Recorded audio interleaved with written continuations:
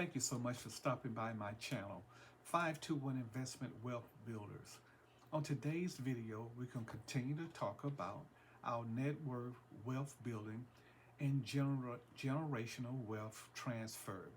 Now, it's good to know what your net worth is, and which is simply your assets minus your liabilities. Now, how do we grow our net worth if we're starting from the negative and trying to make it into the positive, if this applies to you? Because a quick story, I was one time in the negative net worth wise, and that became a comfort zone because I could not see any way out of it. I said it became a comfort zone to me. Now, I heard a lot of things about zones from athletes, and they always, the top tier athletes say they got in the zone, or they're trying to get in the zone where everything slows down. Where I was in my comfort zone and everything was slowed down, but it just felt like there's no way I can get out of it. But eventually I got out of that negative net worth into the positive. Now, let me share a quick story. Well, it's not a real story. It's something I did research on just the other week. It has been reported that over the next 2 decades, over $90 trillion of assets will be transferred from one generation to the next. Think about that number, $90 trillion. So someone or something must be a giver, and someone or something becomes the receiver. So, which is more empowering, the giver or the receiver? Think about that.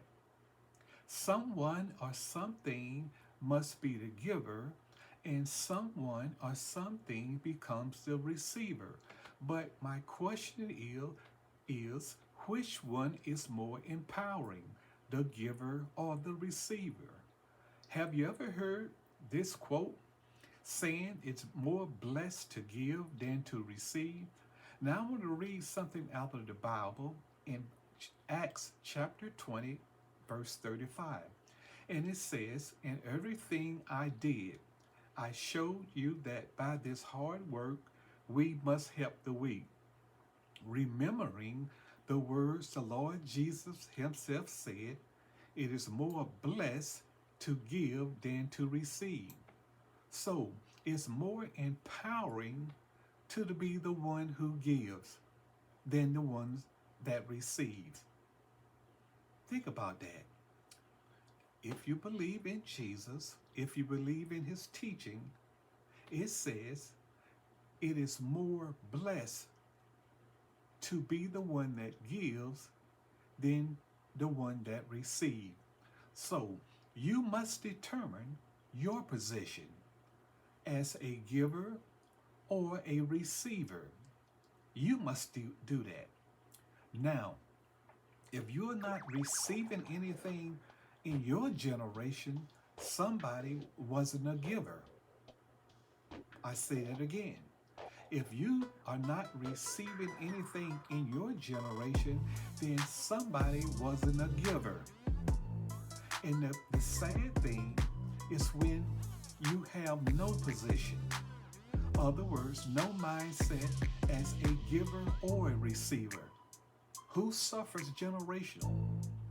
When someone said, I don't care whether I'm a giver, I don't care nothing about being a receiver, where somebody suffers generational.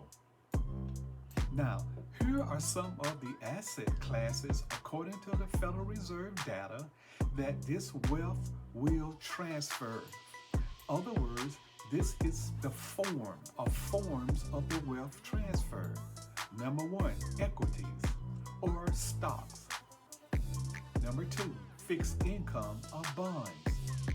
Number three, commodities, gold, silver, wheat, oil, or natural gas. Number four, alternative assets, and that's dealing with cryptocurrency and Bitcoin. I will cover this year in 2024 how to position ourselves for this wealth transfer. I also will share with you how I'm building my wealth pyramid. Yes, I said that, a wealth pyramid. I didn't say a Ponzi scheme. I didn't say that. I said a wealth pyramid. I didn't say a pyramid scheme. I said a wealth pyramid.